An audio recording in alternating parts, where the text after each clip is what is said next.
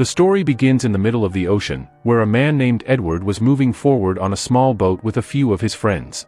Their plane had crashed, leaving them stranded without resources in the middle of the ocean for 3 long days, with no sign of rescue. At this point, Edward was fighting with his 2 companions because they only had 1 bottle of water left, the last chance for survival. Desperation turned them against each other, and the fight escalated until one of Edward's friends pulled out a knife and stabbed the other. Both men were severely wounded and fell into the water, their blood spreading around them. On such a tiny boat that could barely hold 2 people, the chaos proved fatal. The blood quickly attracted a shark, which attacked the injured men and tore them apart. Both died in agony, leaving only Edward drifting on the boat, weak and half unconscious, believing he too would soon die like his companions. Hours later, another boat appeared, and though Edward could hardly remain conscious, a man on board rescued him and brought him to safety. When Edward awoke, he learned the man's name was Mont, who had spotted his boat from afar and rushed over, believing someone needed help. Mont didn't explain where he was taking Edward but promised to bring him to a safe, hidden place unknown to the outside world. That place was Dr. Morrow's island, discovered years ago by Dr. Morrow himself, who had built secret laboratories there. Mont now oversaw the remnants of those experiments. Knowing Edward must be starving after days adrift, Mont told him to wait until they reached the island. Soon Edward blacked out again, only to wake as they arrived. On the island, Mont released a group of rabbits he had brought, but suddenly snapped one's neck to prepare food for Edward. Shocked, Edward realized this was simply survival. He remembered how his companions had died fighting over a single bottle of water, and he understood that in a place with scarce resources, humans could only rely on nature to survive. Mont then took Edward to his hideout where he lived with a few others. While Mont left for some important work, Edward explored the room and noticed walls covered with photos and documents. Reading them left him stunned. There were records about Dr. Morrow himself, detailing just how visionary, and perhaps dangerous, he truly was. He had even won many awards for his experiments, though Edward still had no idea what those experiments were truly based on. Whatever Mont had told him about Dr. Morrow was just a fraction of the truth. Morrow had earned great titles in the scientific world for his research, but as Edward was noticing all these things, he suddenly heard noises outside. Curious, he stepped out of the room and saw a beautiful woman dancing. Unable to resist approaching her, he soon learned her name was Elisa, and shockingly, she was Dr. Morrow's daughter who lived there with Montana. Just as Edward tried to speak with her, Mont appeared, quickly pulling him away to the guest room upstairs, making it clear he didn't want anyone near Elisa. Mont sternly warned Edward not to wander anywhere on the island without permission, as deadly animals roamed freely. Already terrified, Edward grew even more uneasy, yet his curiosity about Dr. Morrow only deepened. When he asked to meet the scientist, Mont revealed that Morrow had vanished years ago, completely consumed by his animal experiments, and no one ever learned what became of him. Since then, his experiments had remained untouched. Avoiding further detail, Mont simply showed Edward to his room. Edward's mind swirled with questions, but he decided to rest. For safety, Mont advised him to lock the door from inside, and even secured it from outside as well. Edward couldn't help but wonder what kind of creatures made this island so dangerous.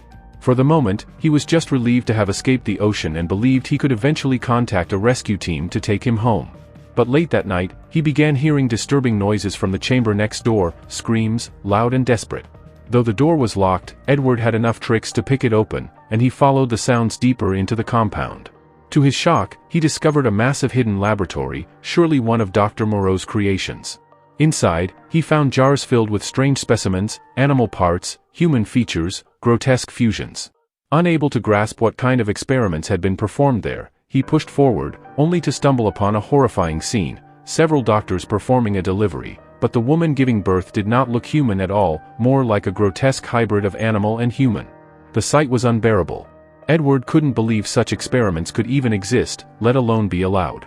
But on this isolated island, there were no rules, no laws, no one to stop them. It became clear that Dr. Morrow had been an illegal scientist who did whatever he pleased. As Edward moved closer in horror, one of the doctors suddenly noticed him. Furious, he tore off his mask, revealing a mutated, ape-like face. The other doctors quickly realized Edward's presence too, and they all began to chase him. Terrified, Edward bolted for the forest, even though Mont had strictly warned him never to enter it without permission. A swarm of mutated humans chased Edward, and he knew that if they caught him, they could crush his body to pieces. He had never been so terrified in his life, but just as panic consumed him, he suddenly came across Elisa. She pulled him close and whispered urgently that if he wanted to survive, he had to stay completely silent. Without hesitation, she grabbed his hand and ran, clearly knowing more about what was happening on the island and how to avoid it. There was no time to explain, only to escape. Behind them, the bushes shook violently as the pack of mutants closed in. The two of them bolted out of the forest and onto a dirt road, but their relief was short-lived. A jeep filled with weapon-wielding mutants was approaching fast. Seeing the danger, Elisa immediately dragged Edward back into the forest, where they found a place to hide. From their hiding spot, Edward got his first real look at the creatures. From the outside they resembled animals, but their minds and reactions were unmistakably human. How these beings had been created remained a mystery, but one thing was clear: they were hunting Edward and Elisa to kill. After hiding for a while, a mutated ape suddenly appeared in front of them. Unlike the others, it did not attack. Instead, it calmly took Elisa's hand, showing no aggression at all. Through gestures, the mutant told her it could help. Trusting him, Elisa brought Edward along, and the creature led them safely to an underground settlement where many others like him lived peacefully. It was a hidden town, a refuge for mutants who didn't wish to harm anyone. As Edward and Elisa entered, they saw the leader of this community, a towering figure with massive horns and the face of a goat, a grotesque fusion of human and animal. The other mutants bowed to him as though he were their god. Edward at first assumed this goat-like leader was responsible for everything, the one who had transformed humans into these monstrous forms. But when the creature finally spoke, it confessed that it hated living this way. The human form, it said, was far better, the best of all. From its words, Edward realized that the goat was not the one behind these horrors. Someone else had done this, someone who despised the human race. The goat explained that his people only ventured into the forest to gather resources, though even he didn't fully understand the dangers that lurked there. Soon, the truth revealed itself. Deeper in the forest, more mutants appeared, following their true leader. And that leader was none other than Dr. Morrow himself, who had been conducting experiments on the island for years. The mutants worshipped him as both father and god. Though his mind seemed twisted, there was no denying that he was a genius, a visionary scientist whose strange and forbidden experiments had continued in secret long after the world had forgotten him. Mont was there too, and it became clear he had known the truth all along. Yet he had lied to Edward, insisting Dr. Morrow wasn't on the island. Now Mont pulled out a gun, ordering Edward to sit down. Terrified, Edward obeyed, but Dr. Morrow calmly told Mont to step back, saying Edward should not be frightened. He could still be useful in their experiments. As the others were distracted, Edward snatched the gun from Mont and fired a warning shot into the air. The mutants panicked and scattered, but Mont turned the weapon toward Morrow himself, demanding to leave, declaring that everything happening on the island was illegal. Morrow remained completely unfazed. Around his neck hung a remote control device that allowed him to command the mutants at will. Long ago, he had implanted electrical signals into their bodies, making them obey his commands with the press of a button. If he wanted them to attack, a single click was enough. Realizing this, Edward lowered his gun, knowing Morrow held all the power here. Morrow then led Edward into his hidden quarters, introducing him to his family. Elisa was indeed his daughter, but her 3 siblings had all been altered, horrifying hybrids that barely resembled humans. At this point, Morrow revealed the truth. Years ago, his research had been rejected by the scientific community, but he never stopped. He continued combining animal DNA with human DNA, determined to create a new species, an advanced civilization beyond ordinary mankind. But the results had been flawed. The mutants he created lacked full mental capacity, yet he was convinced he would succeed eventually if he never gave up experimenting. Edward argued furiously that it was all illegal, forbidden by every law of humanity, but Morrow dismissed him coldly, saying that on this island, he was the only government, and anyone who defied him would be torn apart by his creations. Though their minds were weak, the mutants fought with the savagery of wild beasts. Edward was horrified to realize the trap he was in. Escape seemed impossible. Morrow even invited him to dinner that night. The meal turned out to be the very rabbits Mont had once released from their cage. But when a plate of cooked rabbit was offered to Morrow, he pushed it away, saying he no longer ate meat. He had developed an allergy to it and lived only as a vegetarian now. This strange detail stuck with Edward. Perhaps it could be important later. At the table, Edward also noticed Elisa's hatred for her father's work. She despised Morrow and the mutants, but she had no way to leave, so she remained a prisoner on the island just as Edward was. After the meal, Morrow told Edward plainly that tomorrow he would witness a trial experiment firsthand, and he was expected to help. Edward didn't want to stay a second longer, but surrounded by dangerous mutants, he had no choice but to agree. Later that night, while everyone slept, Edward lay awake, waiting for the right moment to escape. Slipping out, he ran to the beach, where a ship waited. Desperately, he tried to start it, but before he could, a swarm of mutant creatures attacked, rats, twisted into monstrous human-like forms, swarming over him to stop his escape. Cornered and terrified, Edward realized there was only one way to survive. No matter what kind of DNA these creatures carried, every living thing feared fire. If you put fire in front of them, the mutants will panic and stay away as long as the flames burn. Another way to survive is by shouting loudly and making yourself look bigger. In the animal kingdom, when two creatures face off, they first try to scare the other away before fighting. Every animal tries to appear larger so the opponent will retreat. That was the strategy needed here. But Edward was far too timid. He failed, and the mutants dragged him back to the island. The next day, he found himself in the very trial that Dr. Morrow had announced, surrounded by all the mutants. Morrow declared that one of them had broken the sacred rules. The rabbits Mont had provided were meant only for Morrow's family, yet another mutant had killed and eaten them. Now food was running scarce, and the guilty one had to be punished. Suddenly, a leopard mutant named Lomi leapt toward Morrow in a rage. But Morrow had his remote. With a single press of a button, Lomi collapsed instantly. He had been the culprit, the one who had devoured the rabbits, and worse, he had tried to attack Morrow himself. For that, Morrow ordered his bodyguard to execute him. A gunshot rang out, and Lomi was killed without mercy. Edward was horrified at such cruelty. Morrow had no hesitation in destroying his own creations. Still, he ordered a funeral for Lomi, his body burned according to ritual, keeping his aura of control intact. The mutants remained obedient, their fear deepened. But among them was another creature, Swine, Lomi's closest friend. Heartbroken, Swine approached the burning remains and pulled a bone from his friend's body. Embedded inside was a strange device, lodged near the throat.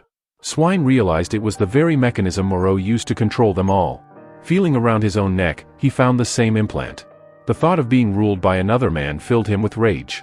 Despite the excruciating pain, Swine tore the device out of his own body. The moment it was gone, he was free, no one could control him now. He understood Morrow's entire scheme. All he had to do was spread the truth to the others and form a group of rebels who would never be slaves again. The seeds of a dangerous uprising had just been planted. Meanwhile, Mont was shown injecting a strange liquid into the bodies of other mutants. Edward, watching in confusion, asked what it was. Mont explained that although the chips controlled their obedience, the animal side of the mutants often became violent. The liquid was a suppressant, it calmed their inner rage, keeping them from becoming uncontrollably dangerous. Without it, they would be nearly impossible to contain. What Mont didn't realize was that Swine had overheard everything. Furious, he refused to take the injection. Hiding behind a rock, he ripped out his own control chip and revealed it to the others. When Mont discovered this, he was shocked at the truth. Immediately, he sent several mutants after Swine to capture him. Swine escaped to the shoreline, knowing exactly how to survive. He had built multiple hiding spots across the island, making it nearly impossible for the other mutants to capture him. That night, Edward was speaking with another mutant who operated a secret radio station, keeping track of all activity on the island. Edward's plan was to contact the outside world for help, and he tried to persuade the mutant to assist him. But suddenly, Mont entered, immediately grasping what Edward was attempting. Coldly, he warned that no matter what Edward did, there was no way off the island. Mont then used the station to begin tracing Swine's location. Meanwhile, Dr. Morrow sat alone until his daughter Elisa came to him, distressed. She confessed that her teeth were becoming sharp, her nails were lengthening, and her behavior was starting to resemble that of a cat. Morrow, however, simply told her to stay calm and assured her she looked beautiful this way. What Elisa didn't realize was that her father had secretly injected her with the same substances he used on the others, gradually turning her into a mutant as well. Later, when Morrow prepared to rest, Swine and his allies stormed the compound, capturing him at last. Swine demanded to know why they had been created this way, insisting that as humans, they had once been better. But Morrow dismissed them coldly, declaring they were nothing more than experiments. Enraged, the mutants growled and prepared to strike. Morrow reached for his remote, pressing the buttons, but nothing happened. Swine revealed the removed control chips, their bodies were free of them now. Morrow had lost his power. In an instant, the mutants attacked, tearing him apart. Edward watched from outside in shock as Dr. Morrow was brutally killed. Swine and his army no longer took the injections either, their fury burned unchecked. With Morrow dead, his grieving family held a funeral and burned his body, Elisa crying the hardest. Edward tried to comfort her, but to his horror he realized Elisa was also mutating. She begged him to retrieve the antidote hidden in her father's laboratory before the transformation became irreversible. At the same time, Swine's rebellion had grown into a full army, determined to take control of the entire island. To Edward's shock, even Morrow's loyal bodyguard, Akel, had defected to Swine's side. Together, they destroyed the last remaining boat, ensuring no one could escape. Edward then searched the laboratory for the antidote, but instead discovered a report, his own medical file. Inside was his complete body data and DNA sequence, taken by Morrow when Edward first arrived. The horrifying truth was revealed: Morrow had planned to use Edward's DNA to create a powerful new serum to further enhance the mutants. Terrified, Edward began to wonder if he had already been infected. With Morrow gone, Mont now saw his chance and began plotting to seize control of the island for himself. Mont stole several antidotes from the laboratory and began handing them out, declaring he would return the mutants to normal but also naming himself the new ruler of the island. Before long, however, Swine and his army stormed in, viciously attacking Mont and stripping him of power, showing that no one could seize control without facing death. Back at the laboratory, Elisa rushed to Edward, warning that the mutants had launched a full-scale assault and might soon wipe out the remaining humans. Before they could plan an escape, Akel and his squad burst in, capturing Edward and brutally attacking Elisa. With a rope around her neck, Akel strangled her to death while Edward was dragged to Swine. Standing before the entire horde, Swine raised a gun, preparing to decide Edward's fate. But instead of killing him, he suddenly turned the weapon on Akel, executing him for plotting to steal power. Swine then shocked everyone by offering Edward leadership of the island, claiming only a human could truly guide them. Terrified and overwhelmed, Edward hesitated, until a massive explosion shook the ground. The blast terrified the mutants, knocking the gun from Swine's hand. Edward grabbed it and turned it back on him. Realizing he had lost, Swine fled into a nearby house, but the building was already engulfed in flames from the explosion. Trapped, Swine was consumed by the fire, leaving the mutants without a leader. At last, Edward was free. The following day, he built a makeshift boat, gathered supplies, and prepared to leave the island. Before departing, he urged the mutants to seek real doctors who might create a true antidote, but they refused. This island was their home now. Accepting their choice, Edward set sail toward freedom. In the final moments, images appeared of real cases where humans had been subjected to animal-like genetic experiments, hinting that the story was inspired by true events. And with that, the tale came to its chilling end.